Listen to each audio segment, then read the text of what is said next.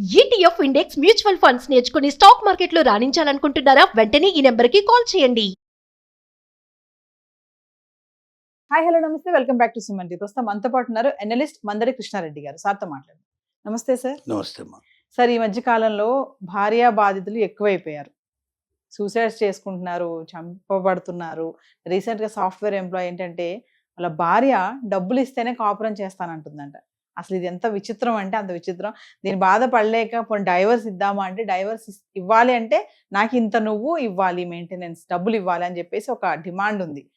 ఎందుకు ఇలా తయారవుతున్నారు అంటారు? ఈ భార్యా బాధితులు ఎందుకు పెరిగిపోతున్నారు? ముఖ్యంగా ఏంటంటే అమ్మా, సమాజంలో స్త్రీ పురుషుల మధ్య వ్యత్యాసం తగ్గిపోతుంది. అంటే నువ్వెంత అనుకునేట్లు పరిస్థితులు ముందు ఏర్పడ్డాయి. పూర్వకాలంలో పరిస్థితి ఏంటంటే స్త్రీకి విద్య తక్కువ, ఉపాధి అవకాశాలు తక్కువ, ఆర్థిక స్వావలంబన తక్కువ, ఇలాంటివన్నీ తక్కువ ఉండటం వల్ల పురుషుడి ఆధిపత్యంతో అవసరమైతే స్త్రీని బెదిరించో, భయపెట్టో, లేకపోతే తన ఆధిపత్యం చూపించో ఒంటింటికి పరిమితం చేసినంత కాలం పెద్దగా ఈ విషయాలు బయటికి రాలేదు. ఇంకోటి, ఒకసారి పిల్లలు కలగడం మొదలుపెట్టిన తర్వాత పిల్లల కోసం బతకడం మొదలుపెట్టింది. ఇంకా భర్త ఏమైనా కానీ వాడు ఏమైనా చేసుకుని ఎట్టనా పోనీ నా పిల్లల్ని పెంచుకున్నాం, పెద్ద చేసుకొని కన్నబిడ్డల్ని నేను గొప్పవాళ్ళని తయారు చేసుకోవడం కోసం తన జీవితం అంతా పిల్లల కోసం అంకితం అవ్వడం మొదలుపెట్టింది. కానీ రాను రాను ఏమైందంటే వీళ్ళకి ఎడ్యుకేషన్ ఎక్కువైపోయింది, వీళ్ళకి ఉద్యోగ అవకాశాలు ఎక్కువైపోయినాయి, ఉపాధి అవకాశాలు ఎక్కువైపోయినాయి, అన్ని రంగాల్లో ముందుకెళ్లే అవకాశం ఏర్పడింది. ఎప్పుడైతే స్త్రీ ఒక రకంగా ఆధిపత్య ధోరణికి పొజిషన్ వచ్చిందో, వీళ్ళలో కొంతమంది ఏమో దీన్ని బాగా చదువుకున్న వాళ్ళు, శక్తి సామర్థ్యాలు ఉన్న వాళ్ళు ఆలోచించి నాకు భగవంతుడు ఒక గొప్ప అవకాశాన్ని కల్పించాడు కాబట్టి నా జీవితంలో వచ్చే భాగస్వామికి కూడా నేను సమానంగా ఉండి, అతన్ని కూడా చూస్తూ నేను కూడా ఉండి అతనితో సమానంగా నేను ఎదగాలి అని కోరుకుంది. సమాన గౌరవాన్ని, సమాన ప్రేమను పంచడం మొదలుపెట్టింది. కానీ ఎక్కువ శాతం ఏమయ్యారంటే అన్బ్యాలెన్స్డ్ అయిపోయారు. అంటే ఒకేసారి లాటరీ తగిలినట్టు పరిస్థితి ఏర్పడింది. అంటే అప్పటిదాకా ఒక ఊబిలో ఉండే పరిస్థితి కానీ, ఒక ఇంటికే పరిమితం అయ్యే పరిస్థితి నుంచి ఒక్కసారి ప్రపంచం లోపల ఎక్కడికైతే అక్కడికి వెళ్ళిపోవడం, విదేశాలకు కూడా వెళ్ళిపోవడం, ఒక్కరే ప్రయాణం చేయడం కూడా పరిస్థితి ఏర్పడటం, తను కావాలంటే డబ్బు విషయంలో కానీ మిగతా విషయంలో కానీ తను ఏ నిర్ణయమైనా తీసుకోగలిగే ఒక స్వతంత్రత ఎప్పుడైతే లభించిందో, అది చాలామందిలో ఏమైందంటే ఒక అన్బ్యాలెన్స్డ్ అయిపోయి వాళ్ళుగా చెడు వైపు వాళ్ళు ప్రయాణం చేయడం మొదలుపెట్టారు. అంటే మానసికంగా నేను ఏదైనా చేయగలుగుతాను, నా ఇష్టం. ఒకప్పుడు పురుషుడు నా మీద ఆధిపత్యం చేయడం, నేను ఇప్పుడు పురుషుడి మీద ఎందుకు ఆధిపత్యం చేయకూడదు, పురుషుడిని నేను ఎందుకు తక్కువ చేసి చూడకూడదు, పురుషుడు నా కాళ్ళ మీద పడేటట్టుగా నేను ఎందుకు చేసుకోకూడదు, పురుషుడు నా మీద ఆధారపడే పరిస్థితిని ఎందుకు కల్పించకూడదు అన్నటువంటి ఒక ఆధిపత్య ధోరణి పెరిగింది. ఆ పెరిగిన దాని ఫలితమే ఇవాళ ఈ పరిస్థితులు ఏర్పడుతున్నాయి. రెండోది, ఇంట్లో గారభంగా పెంచడం కూడా. చిన్నప్పటి నుంచే మగపిల్లలైనా ఆడపిల్లలైనా ఇద్దరిని సమానంగానే పెంచాలి. ఇద్దరిని కూడా ఏంటంటే కష్టము, కన్నీడు అంటే ఏంటో, బాధ అంటే ఏంటో తెలిసేట్టు చేయాలి. కానీ దురదృష్టవశాత్తు ఏమవుతున్నాయంటే అసలు బాగా డబ్బున్న వాళ్ళు కానీ, ముఖ్యంగా మధ్యతరగతి జీవుల నుంచి పైకి వెళ్తే మీకు ఆడపిల్లనైనా మగపిల్లలైనా పని చేయనీయకుండా ఉంచాలని తల్లి ఎంతసేపు ఆలోచించేదంటే, ఎలాగో అత్తారింటికి వెళ్ళిన తర్వాత నీకు తప్పవు కదమ్మా, ఇప్పుడు ఎందుకులే అమ్మా, ఇప్పుడు ఏమి వంట నేర్చుకోకు, ఇప్పుడు నువ్వేమి వేరే కష్టపడకు, చదువుకో అని చెప్పి వాళ్ళు చదువు మీదే ధ్యాస పెట్టే ప్రయత్నం చేస్తున్నారు. అందువల్ల ఏమైందంటే వాళ్ళకి ఒక రకంగా చదివారు, పైకి వచ్చారు, బయటకు వచ్చారు, ఇవాళ మ్యారేజ్ అయింది. ఈ మ్యారేజ్లో కూడా రెండు రకాలు ఉన్నాయి. ఒకటి, తను ఇష్టపడి తను ప్రేమించి పెళ్లి చేసుకునేటువంటి వాళ్ళు కొందరైతే, తల్లిదండ్రుల బలవంతం మీద పెళ్లి అయ్యేటువంటి వాళ్ళు ఉండేవాడు. ఈ తను చూసిన సమాజం లోపల తను చదువుకున్న టైంలో కానీ, లేకపోతే ఉద్యోగం చేసే టైంలో కానీ చుట్టూ ఉండేటువంటి వాళ్ళు మగవాళ్ళతో పరిచయాలు పెరగడం, వాళ్ళందరూ ఎలా ఉన్నారో చూడడం, అందులో కొంతమంది తను ఇష్టపడటం కానీ, అలాంటివి కానీ, చిన్న ప్రేమలు కానీ, ఇట్లాంటివన్నీ చాలా జరుగుతాయి. ఇవి సహజంగా జరుగుతాయి. 190 మంది 95 మంది జీవితాల లోపల ఒక స్త్రీ జీవితంలో కొంతమంది పురుషులు కానీ, పురుషుడి జీవితంలో కొంతమంది స్త్రీలు ఒకరో ఇద్దరు ఉండడం అనేది చాలా సహజంగా జరిగే విషయం. ఈ జరిగిన తర్వాత ఏమవుతుందంటే, ఈ సంఘర్షణలో ఫలాని వాడు ఇలా ఉండేవాడిని నేను పెళ్లి చేసుకోవాలని ఒక కోరిక బలంగా పుడుతుంది. కానీ తల్లిదండ్రులు ఏం చేస్తారంటే దానికి భిన్నంగా డబ్బున్నవాడు, లేకపోతే బాగా చదువుకున్నవాడు, లేకపోతే మంచి ఉద్యోగం చేసేవాడు, జీవితంలో స్థిరపడినవాడు చూసి మ్యారేజ్ చేస్తారు. తప్పదమ్మా, ఇంకా నువ్వు ఇలా చేసుకోకపోతే కష్టం, నీ వెనక 2-3 చెల్లెలు ఉన్నారు, వాళ్ళందరికీ పెళ్లిళ్ళు కావాలని చెప్పి బలవంతంగా మొత్తం మీద తోసేసే అవకాశాలు కూడా ఇక్కడ చాలా ఎక్కువ. తల్లిదండ్రుల ఆలోచన ప్రకారంగా వెళ్లాల్సింది ఇంకా కొంతమంది పిల్లలు వెళ్తూనే ఉన్నారు. అంటే తమకు ఇష్టం ఉన్నా లేకపోయినా ఖచ్చితంగా చెప్పలేరు. చెప్తే మరి నీకు పెళ్లి కాకపోతే మరి నీ ఎట్లా, మరి మన కుటుంబం యొక్క పరువు మర్యాదలు ఏమిటనేది కూడా ఒక రకంగా బలవంతం చేసి చెప్పాలి. అలా ఇష్టం లేని వాడు జీవితంలోకి వచ్చిన తర్వాత వాడిని వదిలించుకోవడానికి మార్గాలు ఏమిటి? ఆ మార్గాల్లోనే ఇలాంటివన్నీ అంచెలంచెలుగా బయటపడుతున్నాయి. ఒకటి, ఇద్దరి మధ్య ఘర్షణ జరిగింది. ఘర్షణ జరిగినప్పుడు ఎవరో ఒకరు కాంప్రమైజ్ కావాలి. ఇద్దరు కాంప్రమైజ్ కాకపోతే ఏమవుతుంది, అది పెరిగి పెద్దదైపోతుంది. చివరికి సవాళ్ళు ఎదుర్కొనే పరిస్థితులు ఏర్పడతాయి.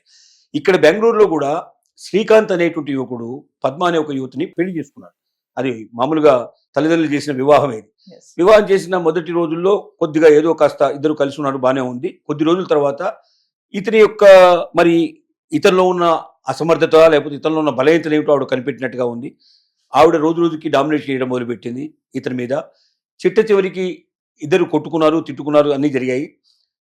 ఆవిడ డిమాండ్లు పెట్టడం మొదలుపెట్టింది. ఉమ్. ఆ డిమాండ్లలో ఒక డిమాండ్ ఏంటంటే రోజుకు 5,000 రూపాయలు చొప్పున నెలకి 1,50,000 రూపాయలు నాకు నువ్వు డబ్బులు ఇవ్వాలి. అప్పుడే కాపురం చేస్తాను. నువ్వు కాపురం చేయడం అనే కాదు, అసలు నేను నీ భార్యగా ఉండాలి అంటే కాపురం చేస్తున్నా లేదో దేవుడికి అది ఇంకా తెలియదు దాని సంగతి. నీకు నేను సుఖాన్ని ఇస్తాను, ఆనందాన్ని ఇస్తానని చెప్పడంలే. ఇక్కడ కాపురం చేయడం వరకు కూడా అంటే నేను నీతో పాటు కలిసి ఉండాలంటే 1,50,000 రూపాయలు నువ్వు నెలకి ఇవ్వాలి. దీంతో పాటుగా ఏంటంటే నువ్వు సూసైడ్ నోట్ ఒకటి నాకు తయారు చేసి ఇవ్వాలి. ఆ సూసైడ్ నోట్లో ఏమని రాయాలి? నా అంతటా నేను స్వచ్ఛందంగా నేనే చనిపోవాలని నిర్ణయించుకుని ఆత్మహత్య చేసుకుంటున్నాను. ఉమ్. నా భార్య దీనికి ఏమాత్రం కారకురాలు కాదు, తను చాలా మంచిది, చాలా ఉత్తమరాలు, తనకు నేను అన్యాయం చేస్తున్నాను, పోతున్నాను అని చెప్పి ఉమ్. ఒక లెటర్ తయారు చేసి ఆ లెటర్తో సంతకం పెట్టించుకొని తన దగ్గర పెట్టుకుంది. ఉమ్. ఇది అన్ని ఎప్పుడు తెలిసినాయి?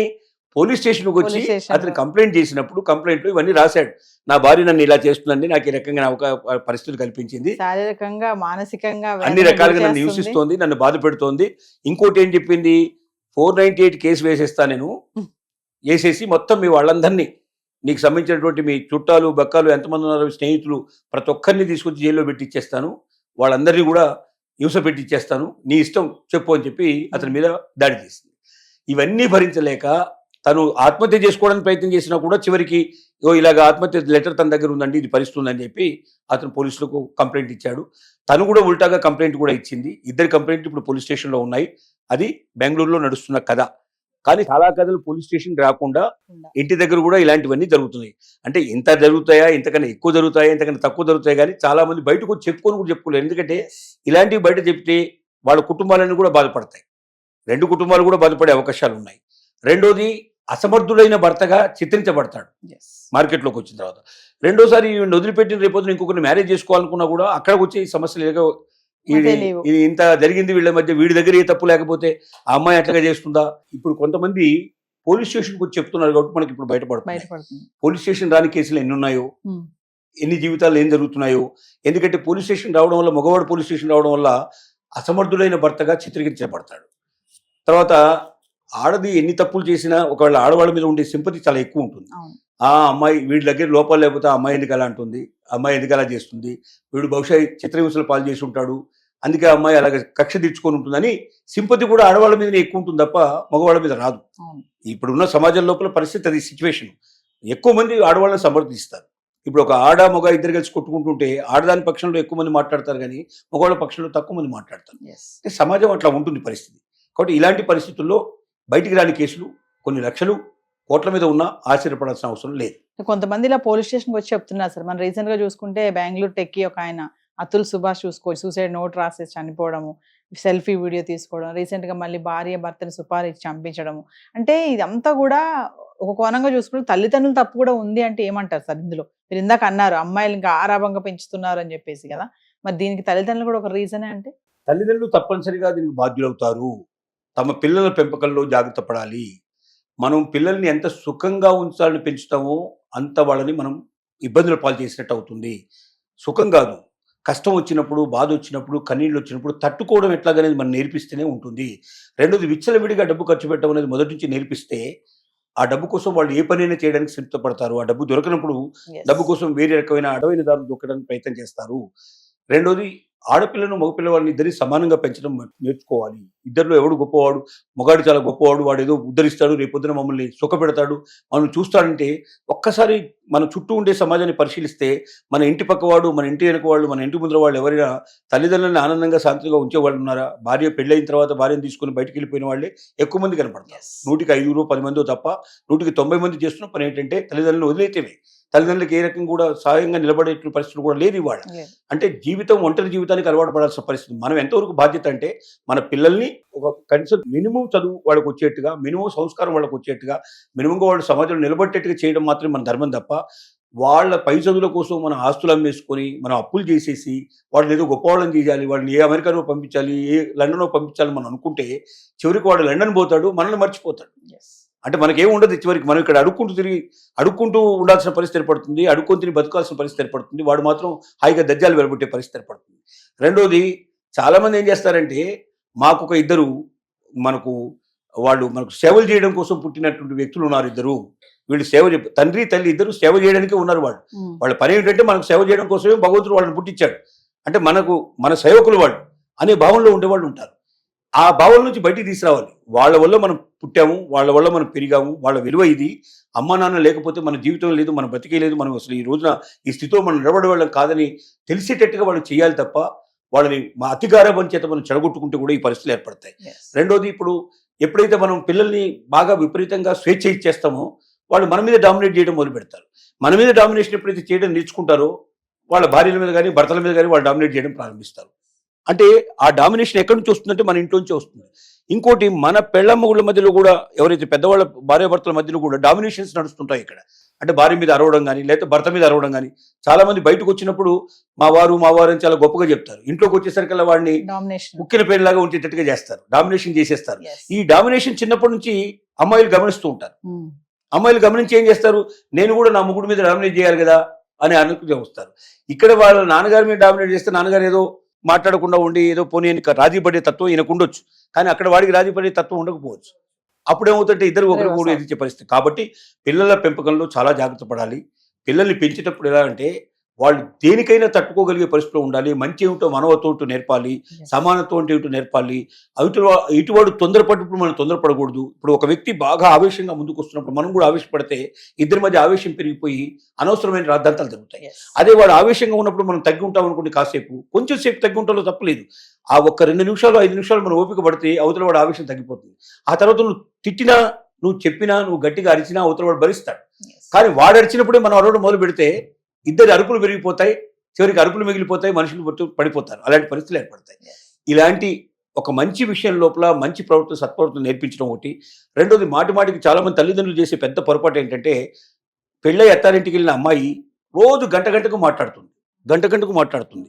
ప్రతి విషయంలో వీళ్ళు నిర్ణయం చేసేటప్పుడు వీళ్ళ సలహా తీసుకుంటుంది. ఇలా మీ ఆడబిడ్డ దాన్ని బాగా ఎక్కడ ఉంచాలి, అక్కడ కుక్కిని పెంచలాగా ఉంచు అని వీళ్ళు చెప్తూ ఉంటారు. వీళ్ళ వాళ్ళు వస్తేనేమో బ్రహ్మాండం పట్టేట్టు ఏర్పడుతుంది. వాళ్ళు ఎవరిని వస్తే వాళ్ళని చాలా చౌకగా చూసే పరిస్థితి, చాలా హీనంగా చూసే పరిస్థితి, ఇలాంటివన్నీ నేర్పిస్తారు. ఏ తల్లులైతే ఈ పని చేస్తారో వాళ్ళ పిల్లల జీవితాలతో వాళ్ళు ఆడుకుంటున్నట్లు లెక్క. అంటే వాళ్ళు బ్రతుకుని హీనంగా చేయడానికి ప్రయత్నం చేస్తున్నట్లు లెక్క. ఒక్కసారి మ్యారేజ్ అయ్యి వెళ్ళిపోయిన తర్వాత వాళ్ళ నిర్ణయాలు వాళ్ళు తీసుకోవాలి, వాళ్ళ స్వతంత్ర నిర్ణయాలు వాళ్ళు తీసుకోవాలి. నీకు మంచి ఏదో చెడదో నీకు నేర్పించి పంపించావమ్మా, నువ్వే నిర్ణయం తీసుకో, నువ్వే నేర్చుకో అంటే వాళ్ళు తొందరగా నేర్చుకుంటారు. అందులోంచి ఎన్నో విషయాలు వాళ్ళు తెలుస్తాయి. కానీ రోజు నువ్వు ఇక్కడ నుంచి ఫోన్లు చేసి, ఈ సెల్ ఫోన్లు వచ్చిన తర్వాతనే మొబైల్ ఫోన్ల వల్ల కొన్ని మంచి పనులు జరిగి ఉండొచ్చు, కానీ చాలా చెడు జరిగింది. ఎంత చెడు జరిగిందో అంత చెడు జరిగింది అన్ని విషయాల్లో. ఈ ఒక్క దాంట్లోనే కాదు, ప్రతి దాంట్లో చెడు జరిగింది. దీనివల్ల కుటుంబాలు నాశనం అయిపోయినాయి. కుటుంబ కలహాలలో భార్యాభర్తల మధ్య విడాకులు వచ్చే పరిస్థితి ఏర్పడింది, విడిపోయే పరిస్థితులు ఏర్పడ్డాయి.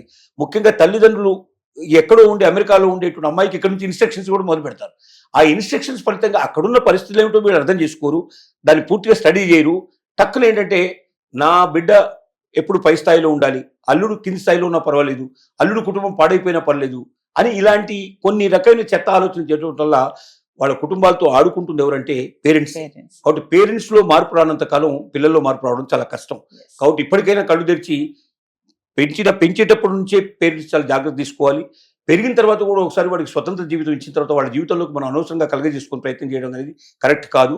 వాళ్ళు అడిగినప్పుడు ఎప్పుడో ఒకసారి ఏదైనా పెద్ద విషయాల్లో మేజర్ డెసిషన్స్లో ఏమైనా అడిగినప్పుడు మనం సలహాలు ఇవ్వచ్చు, కానీ ప్రతిరోజు వాళ్ళకి ఇక్కడ కూర్చొని సలహాలు ఇచ్చుకుంటూ వాళ్ళ జీవితాలను నాశనం చేసే ప్రయత్నం. ఇంకోటి ముఖ్యంగా టీవీ సీరియల్స్ కూడా దాని మీద చాలా ప్రధానమైన పాత్ర వహిస్తున్నాయి. ప్రతి సీరియల్ లోపల లేడీ విలన్స్ ఎలా తయారు చేయాలి, ఎలాగా డామినేట్ చేయాలి, ఎలాగ చంపాలి అవతల వాడిని, ఏ రకంగా చంపొచ్చు, చంపడంలో మార్గాలు ఏమిటో, పద్ధతులు ఏమిటో, ఇలాంటివన్నీ రోజు పొద్దు నుంచి రాత్రి దాకా చూసిన తర్వాత మనుషులు చెడు ఆలోచనలు వస్తాయి, చెడు భావాలు వస్తాయి, కానీ నైతికమైనటువంటి భావన రాదు. వాళ్ళు మంచి వైపు ప్రయాణం చేయరు.